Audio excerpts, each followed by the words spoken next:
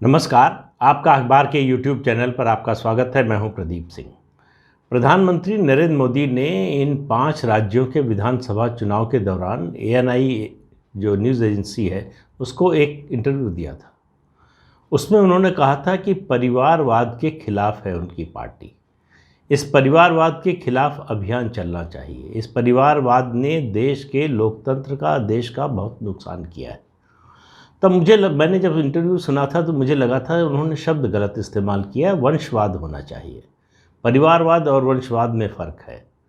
वंशवाद और परिवारवाद का फ़र्क ये है कि वंशवाद का मतलब होता है कि आपके बर्थ सर्टिफिकेट या मैरिज सर्टिफिकेट से तय होता है कि आपकी विरासत क्या होगी।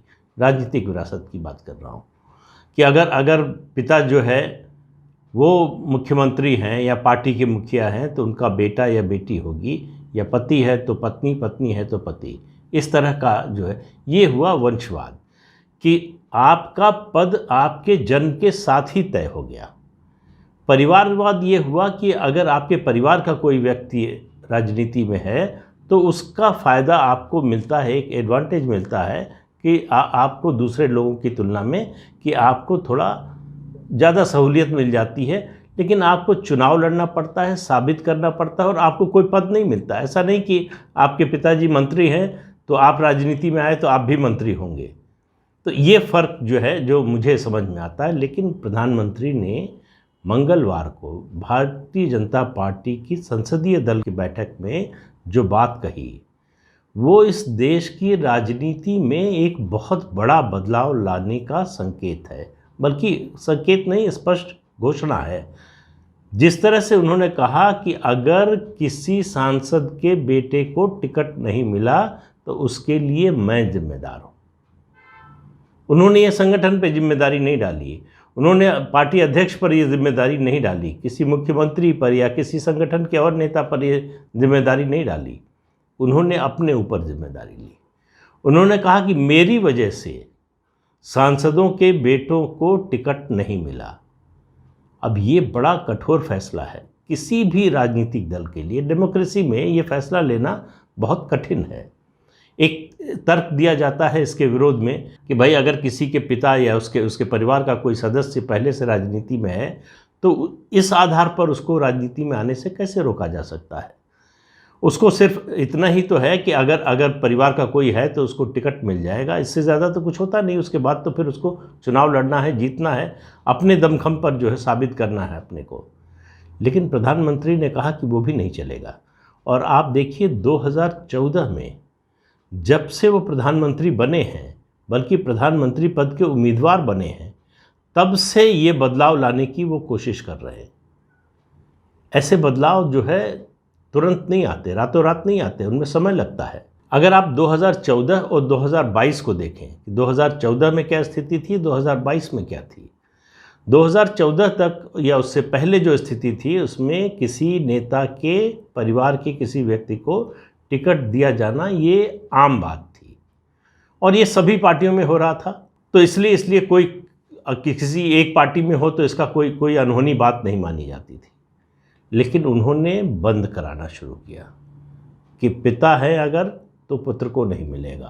प्रेम कुमार धूमल मुख्यमंत्री पद के उम्मीदवार थे, चुनाव हार गए, अपना सरकार बनी, उनको मुख्यमंत्री नहीं बनाया गया।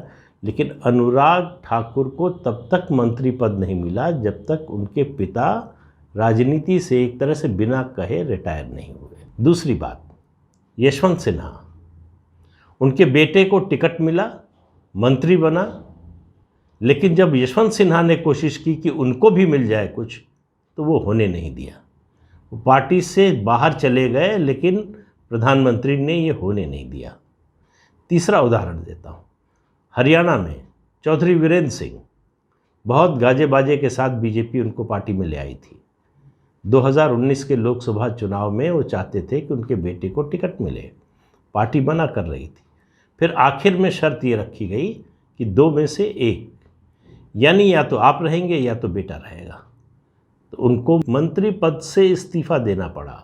और इतना ही नहीं, कहा गया कि राज्यसभा से भी इस्तीफा दीजिए। बीजेपी ने उनको राज्यसभा में भेजा था तो उनके बेटे को लोकसभा टिकट मिला चौधरी वीरेंद्र सिंह को मंत्रिमंडल से इस्तीफा देना पड़ा और राज्यसभा से भी इस्तीफा देना पड़ा। इस तरह से कठोरता से किसी नियम को लागू करने की हिम्मत वही नेता कर सकता है जिसका अपना दामन साफ हो। इसमें कई जो है अपवाद भी आपको मिलेंगे, जैसे कल्याण सिंह के परिवार का। कल्याण सिंह गवर्नर थे, उनका बेटा सांसद, उनका पोता जो है विधायक, तो इसलिए वो एक अपवाद था। इस तरह के कुछ और अपवाद आपको मिल जाएंगे। इसी तरह से कर्नाटक में येदियुरप्पा जब तक मुख्यमंत्री थे उनके बेटे को मंत्री नहीं बनाया गया, बहुत कोशिश की, लेकिन अब उनके हटने के बाद ये संभावना बनी कि उनका बेटा जो है वो मंत्री बन सकता है। राजस्थान, वसुंधरा राजे मुख्यमंत्री थी, 2013 में मुख्यमंत्री बनी। 2014 में लोकसभा का चुनाव हुआ, राजस्थान से 25 की 25 सीटें जो है भारतीय जनता पार्टी ने जीती। उनको लगा कि ये मेरी वजह से हुआ है, मेरे नाम पर हुआ है, मेरी लोकप्रियता के कारण हुआ है, और वो चाहती थी कि उनका बेटा केंद्रीय मंत्रिमंडल का सदस्य बने। बहुत कोशिश की, नाराज़ हो गई, लेकिन प्रधानमंत्री ने उनके बेटे को मंत्री नहीं बनाया तो नहीं बनाया। इस तरह के आपको भाजपा में पिछले 8 साल में बहुत से उदाहरण मिलेंगे। एक उदाहरण दिया जाता है राजनाथ सिंह का, लेकिन उनके बेटे पंकज सिंह पहले से राजनीति में थे, विधायक बन चुके थे, इसलिए वो इस श्रेणी में जो है, इस श्रेणी से उनको अलग रखा गया कि जो पहले से राजनीति में है और वो सफल हो चुका है, यानी विधायक सांसद कुछ बन चुका है या संगठन में है, उसको हटाया नहीं जाएगा। लेकिन राजनाथ सिंह भी अगर चाहें कि वो अपने दूसरे बेटे को टिकट दिला दें तो वो होने वाला नहीं है। ये जो कल प्रधानमंत्री ने बोला है संसदीय दल की बैठक में, इसका असर बहुत दूर तक जाएगा। और आपको याद होगा इस चुनाव के दौरान बहुत से सांसद थे जो अपने बेटों को जो है टिकट दिलाना चाहते थे। रीता बहुगुणा जोशी, वो तो इतना डेस्परेट हो गई कि उन्होंने बीच में ही घोषणा कर दी, प्रेस कॉन्फ्रेंस करके या बयान दे करके ये कह दिया कि मैं लोकसभा से इस्तीफा देने को तैयार हूँ अगर मेरे बेटे को टिकट दे दिया जाए। इसके बाद भी नहीं मिला। आखिर में उन्होंने बेटे को भेज दिया या बेटा चला गया, वो समाजवादी पार्टी का सदस्य हो गया। इसी तरह से राजस्थान के गवर्नर कलराज मिश्र चाहते थे उनके बेटे को मिल जाए टिकट। इसकी सूची बड़ी लंबी थी, तो लेकिन किसी के मामले में उसको अपवाद स्वरूप भी जो है मंजूर नहीं किया गया। और ये लग रहा था कि ये थोड़ा जो है, क्योंकि मुश्किल ये है ना कि अगर एक को दिया फिर आपके लिए रोकना बड़ा मुश्किल होता है। फिर जिस तरह का असंतोष पनपता है उसको भी संभालना मुश्किल होता है। लेकिन सवाल ये है कि प्रधानमंत्री ने ऐसा किया क्यों? क्या केवल अपनी पार्टी में ये सुधार करने के लिए, परिवारवाद से पार्टी को मुक्त रखने के लिए? ये तो निश्चित रूप से मुद्दा है, लेकिन मुझे इसमें एक इससे बड़ा मुद्दा नज़र आ रहा है। देश में इस समय जितनी पार्टियां हैं, वो चाहे एकमात्र राष्ट्रीय पार्टी कांग्रेस हो और चाहे बाकी जितनी भी रीजनल पार्टीज़ हैं, सब में लगभग परिवारवाद, वंशवाद चल रहा है। वो वंशवाद पर चल रही हैं कि पिता थे, उनसे बेटे को मिला, बेटे से उसके बाद मिलेगा।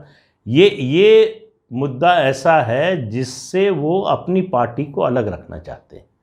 हमला उन पर तभी इन परिवारवादियों, वंशवादियों पर वो कर सकते हैं ज़्यादा ताकत से, ज़्यादा एनर्जी के साथ, जब उनकी अपनी पार्टी में ऐसा ना हो। तो 2 नियम बनाए, दोनों अघोषित रूप से थे। एक, 75 से ऊपर के उम्र के लोगों को संवैधानिक पद तो मिल सकता है, गवर्नर बन सकते हैं, ये हो सकता है, लेकिन उनको न तो पार्टी टिकट देगी, न उनको मंत्रिमंडल में कहीं किसी राज्य जो है वो केंद्र में जगह मिलेगी। वो कोई पार्टी के संविधान में ये व्यवस्था नहीं है, लेकिन उसको लागू किया गया। इसके अलावा मंगलवार को जो प्रधानमंत्री ने कहा है कि उनकी वजह से सांसद पुत्रों को टिकट नहीं मिला, ये आगे आने वाली राजनीति का संकेत है। ये संकेत इस बात का भी है कि प्रधानमंत्री ने 2024 के चुनाव का मुख्य मुद्दा एक तरह से, या कहें मुख्य मुद्दों में से एक जो है वो तय कर लिया है। आप देखिए पिछले कुछ दिनों से लगातार परिवारवाद पर बोल रहे हैं, परिवारवादियों पर बोल रहे हैं, और ये ऐसा मुद्दा है जो बीजेपी को बहुत सूट करता है। बीजेपी में जो भी था दूसरी पार्टियों की तुलना में बहुत कम था, और उसको पूरी तरह से ख़त्म करने की कोशिश प्रधानमंत्री की बीजेपी को विशिष्ट बना देती है। बीजेपी का कोई किसी भी राज्य में कोई भी नेता अपने विरोधी पर इसका तंज कस सकता है, इसका जो है वो मुद्दा बना सकता है। मुझे जहाँ तक याद आ रहा है, सिर्फ जो है बिहार में नीतीश कुमार की पार्टी ऐसी है जो परिवारवाद पर नहीं चल रही है, वंशवाद पर नहीं चल रही है, और शायद ही कोई ऐसी पार्टी हो जो वंशवाद या परिवारवाद पर न चल रही है। तो ये परिवारवादियों की जो पार्टियां हैं, अगला निशाना बीजेपी का और प्रधानमंत्री नरेंद्र मोदी का इस पर है। इस परिवारवाद ने ये जो डेमोक्रेटिक डायनेस्टी बन गई देश में, जो राजे रजवाड़ों के जाने के बाद भी पिछले दरवाजे से जो इस तरह के वंशवाद को लाने की कोशिश हुई, उसको डेमोक्रेटिक रिकॉग्निशन दिलाने की कोशिश हुई, उसको रोकना। क्योंकि होता क्या है कि जब ये तय हो जाए कि पार्टी में अध्यक्ष कौन होगा, अभी जो अध्यक्ष है उनके बाद पार्टी अगर सत्ता में आई तो उसका मुख्यमंत्री या प्रधानमंत्री कौन होगा, तो एक पद, सबसे बड़ा पद तो आपने पार्टी में कार्यकर्ताओं के लिए बंद कर दिया। भारतीय जनता पार्टी में तो ऐसा है नहीं। आप देखिए बड़े पद पर जितने लोग हैं, कोई जो है उनके माता पिता भाई बहन रिश्तेदार जो है बड़े पद पर या राजनीति में नहीं थे जिससे विरासत में उनको राजनीति मिली हो। तो कार्यकर्ताओं को मेहनत और योग्यता के बल पर पद मिलना चाहिए, न कि राजनीतिक विरासत वंशवाद के आधार पर। बीजेपी के आप तमाम अध्यक्षों को, बल्कि मैं कह रहा हूँ जनसंघ के समय से अब तक के अध्यक्षों को देख लीजिए, किसी के बेटे को अध्यक्ष पद इसलिए नहीं मिला या मिला ही नहीं कि वो उसके पिता जो है अध्यक्ष थे। किसी मुख्यमंत्री का बेटा मुख्यमंत्री नहीं बना। मध्य प्रदेश, छत्तीसगढ़ ऐसे राज्य थे जहां 3-3 बार सरकार आई, तो मुख्यमंत्री बनना तो छोड़िए, इन दोनों प्रदेशों में जो मुख्यमंत्री थे उनके बेटों को मंत्री पद भी नहीं मिला। तो इसलिए ये मुद्दा ऐसा है जिस पर बीजेपी हमलावर हो सकती है, जिस पर बीजेपी जो है अपने को ये दावा कर सकती है कि वो पार्टी विद अ डिफरेंस है। बाकी पार्टियों में जिस तरह से परिवारवाद हावी है, जिस तरह से वंशवाद हावी है, वो बीजेपी में नहीं है। ये ऐसा मुद्दा है जो बीजेपी को विशिष्ट बनाता है। ये लोगों के मन में भी सवाल आता है कि भाई उनका बेटा ही क्यों हो, बेटी ही क्यों हो, या पत्नी ही क्यों हो। लालू प्रसाद यादव भ्रष्टाचार के आरोप में जेल जाएंगे तो मुख्यमंत्री उनकी पत्नी बनेंगी। फिर बाकी पार्टी में जो लोग हैं, जो वरिष्ठ नेता हैं, उनकी कोई योग्यता नहीं है। तो डेमोक्रेसी तो नहीं हुई है। ये निश्चित रूप से जो है पुराने ज़माने में जो राजा रजवाड़ों का समय था कि राजा का पुत्र पुत्री या पत्नी जो है या पति जो है वही राजा बनेगा, उसी तरह की व्यवस्था चल रही है। और इसकी शुरुआत की कांग्रेस ने। वंशवाद का बीज बोया कांग्रेस पार्टी ने, और उस दिन बोया गया। वैसे तो थोड़ा और पहले से शुरू होता है, जिस तरह से गांधी जी पर दबाव डालकर मोतीलाल नेहरू ने जवाहरलाल नेहरू को अध्यक्ष बनवाया, क्योंकि वो पार्टी के लिए बहुत चंदा देते थे, मदद करते थे, कई तरह के दबाव थे। लेकिन वो उसको एक बार छोड़ दें। जिस दिन जवाहरलाल नेहरू ने प्रधानमंत्री रहते हुए अपनी बेटी इंदिरा गांधी को पार्टी का राष्ट्रीय अध्यक्ष बनाया, उस दिन से बीज पड़ गया वंशवाद का। और कांग्रेस को देखकर बाकी पार्टियों को, जो क्षेत्रीय पार्टियां थीं, उनको लगा कि जब कांग्रेस ये कर सकती है और सफल हो सकती है, लोगों का वोट मिल सकता है, सरकार में आ सकती है, तो हम क्यों नहीं। उसका अनुकरण किया बाकी क्षेत्रीय दलों ने। जो समाजवादी थे वो परिवारवादी हो गए। इस तरह से जो है धीरे धीरे विचारधारा और सिद्धांत ये सब पीछे छूट गए। परिवार प्रथम हो गया कि जो परिवार है वही उस पार्टी का मालिक बन गया। क्षेत्रीय दल का मतलब है कि जिस परिवार का मुखिया उस पार्टी का अध्यक्ष है, वो पार्टी उसकी जागीर है। अब वो तय करेगा कि उसका अगला वारिस कौन होगा, उसमें किस पद पर कौन होगा, कौन मंत्री बनेगा नहीं बनेगा। इससे कोई मतलब नहीं कि किसकी योग्यता क्या है। बेटा अयोग्य हो तब भी बनेगा। आप देख रहे हैं बिहार, उत्तर प्रदेश, तमाम राज्यों में देख लीजिए आप, यही चल रहा है। तो योग्यता का पैमाना जब पीछे छूट जाता है तो वो सबसे ज़्यादा डेमोक्रेसी को नुकसान पहुंचाता है। जब कार्यकर्ता के मन में ये हताशा हो जाए कि हमको जब भी मौका आएगा, चाहे जितनी मेहनत कर रहे हैं, तो पहले नेता के परिवार के लोगों को अवसर मिलेगा, उसके बाद अगर कुछ बचेगा तब हमारा नंबर आएगा, तो वो क्यों पालकी ढोएगा। उसके मन में सवाल आता है कि भाई हम इनके बेटे, उसके बेटे, पीढ़ी दर पीढ़ी क्यों ये गुलामी क्यों करें, ये बंधुआ मजदूरी क्यों करें। और यही धीरे धीरे डेमोक्रेसी को ख़त्म करने का आधार बनेगा। तो प्रधानमंत्री ने जो बात कही है मंगलवार को संसदीय दल की बैठक में, उसके बड़े दूरगामी राजनीतिक असर होने वाले। और आप मान कर चलिए कि ये इतनी कड़ाई से अब लागू होगा। ये मैसेज चला गया पार्टी के अंदर। जो नेता अपने बच्चों को, बेटे बेटियों को टिकट दिलाना चाहते थे, अपने होने का फ़ायदा उठाकर उनको मदद पहुंचाना चाहते थे, वो रास्ता बंद हो गया है। अब दो ही रास्ते हैं उनके लिए, या तो पार्टी छोड़कर जाए उनके परिवार का सदस्य, या फिर वो पद छोड़ें और अगर बेटे को दिलाना चाहते हैं, बेटी को दिलाना चाहते हैं। ये बदलाव कोई आसान बदलाव नहीं है। ये बदलाव वही व्यक्ति ला सकता है जिसकी चारित्रिक ताकत इतनी हो, जो इस मामले पर किसी तरह का समझौता करने को तैयार ना हो, जो अपने परिवार को तरजीह न देता हो, जो सत्ता में आने के बाद अपने परिवार का घर भरने का काम न करता हो।